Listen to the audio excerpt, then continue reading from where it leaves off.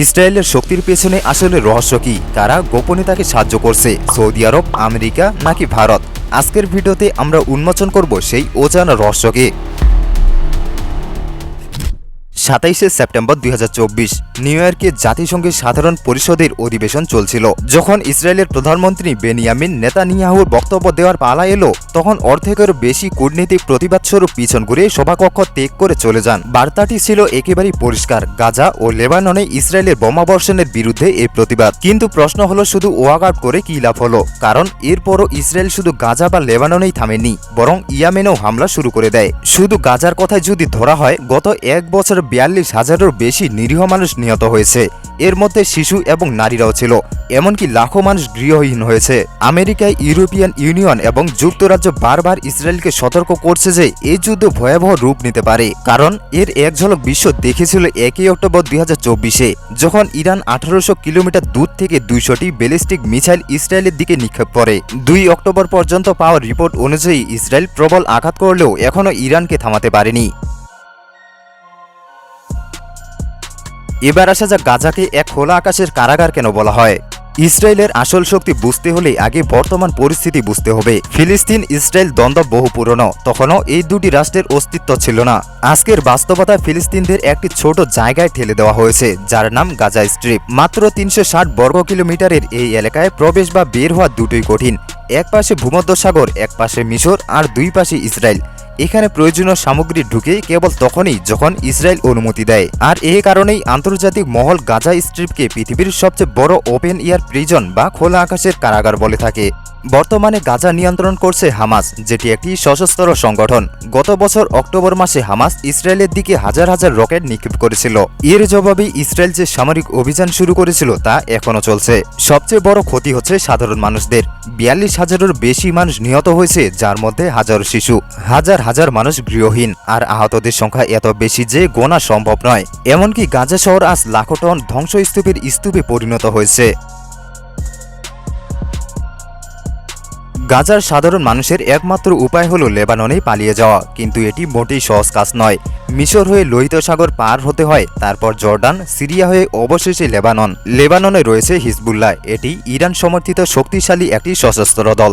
1980 সালে লেবাননের গৃহযুদ্ধ চলাকালে ইসরায়েল দক্ষিণ লেবানন দখল করে নেয়। তখনই হিজবুল্লাহ জন্ম নেয় এবং পরবর্তীতে ইসরায়েলকে সেখান থেকে বের করে দেয়। কিন্তু আজ তারা লেবাননের সেনাবাহিনীর চেয়েও শক্তিশালী হিসেবে পরিচিত।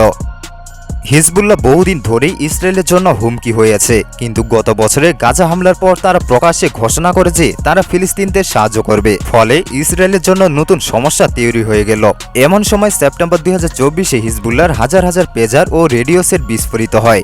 হিজবুল্লাহ সরাসরি ইসরায়েলকে দায়ী করে এবং পাল্টা রকেট নিক্ষেপ করে। এটাই ছিল ইসরায়েলের জন্য সুযোগ। পরদিন থেকেই দক্ষিণ লেবাননেই তারা এয়ার স্ট্রাইক শুরু করে এবং হাজার হাজার মানুষ ঘরবাড়ি ছাড়তে বাধ্য হয়। এই অভিযানে হিজবুল্লাহর নেতা হাসান নাসরুল্লাহ নিহত হন। এবার আসা যাক আমেরিকার দ্বিমুখী ভূমিকা নিয়ে। বিশ্বের অনেক দেশ যুদ্ধ থামানোর চেষ্টা করছে, ইসরায়েলকে সমালোচনা করছে, কিন্তু ইসরায়েল আরও জোরালোভাবে আক্রমণ চালিয়ে যাচ্ছে। কারণ কি? এ প্রশ্নের উত্তর লুকিয়ে আছে আমেরিকার সমর্থনে। গত এক বছরে 3 বার জাতিসংঘ নিরাপত্তা পরিষদে যুদ্ধবিরতির প্রস্তাব দেওয়া হয়েছিল। প্রতিবারই আমেরিকা তার ভেটো ক্ষমতা ব্যবহার করে তা বাতিল করে দেয়।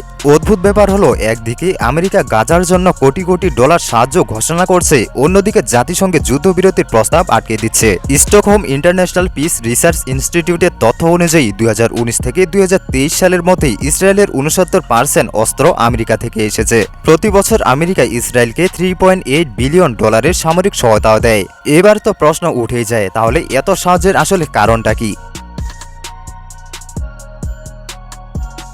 আমেরিকার প্রায় 35 থেকে 40% মানুষ বাইবেল দৃঢ় বিশ্বাসী। তাদের অনেকের ধারণা ইসরায়েলের প্রতিষ্ঠাতা বাইবেলের ভবিষ্যদ্বাণীর অংশ।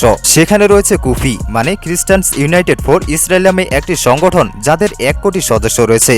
তারা সবসময় ইসরায়েলের পক্ষে কাজ করে। আরও বড় শক্তি হলো এপিক, অর্থাৎ American Israel public affairs committee. এটি আমেরিকার সবচেয়ে শক্তিশালী লবিং গ্রুপ, যারা কংগ্রেসে প্রভাব বিস্তার করে। এমনকি এই এপেক যাদের সমর্থন করে, তাদের নির্বাচনে জয় পাওয়ার সম্ভাবনা অনেকখানি বেড়ে যায়। এভাবে ইসরায়েলপন্থী আইন ও সিদ্ধান্ত সহজেই পাস হয়। প্রো ইসরায়েল নীতির বিরুদ্ধে যেসব প্রার্থী দাঁড়ান, তাদের হারানোর জন্য এপেক কাজ করে থাকে। সবকিছু মিলে দেখা যায় ধর্মীয় বিশ্বাস, রাজনৈতিক লবি, আর্থিক বিনিয়োগ এবং মধ্যপ্রাচ্য কৌশলগত স্বার্থ এই সব মিলিয়েই আমেরিকা সবসময় ইসরায়েলের পাশে থাকে। অন্যদিকে আরব দেশগুলো ফিলিস্তিনকে রাষ্ট্রের স্বীকৃতি দিতে চায়, কিন্তু ইসরায়েল কোনোভাবেই দুই রাষ্ট্র সমাধান মেনে নিতে রাজি নয়। ফলে এই যুদ্ধ দিন দিন আরও ভয়াবহ আকার নিচ্ছে, যা ভবিষ্যতে গোটা মধ্যপ্রাচ্যের জন্য এক বড় বিপর্যয় হয়ে দাঁড়াতে পারে। তবে প্রশ্নটা আপনার কাছেই রয়ে গেল, ইসরায়েলের শক্তির আসল রহস্যটা কি? ধর্মীয় বিশ্বাস, আমেরিকান লবি, নাকি অর্থনৈতিক স্বার্থ? আপনার এই ছোট্ট মতামতের জন্য আমরা অপেক্ষায় রইলাম। আর হ্যাঁ, সামনে আরও এরকম তথ্যবহুল ভিডিও পেতে চাইলে আমাদের চ্যানেলটি সাবস্ক্রাইব করে পাশে থাকা বেল আইকনটি বাজিয়ে দিতে কোনো মতেই ভুলবেন না।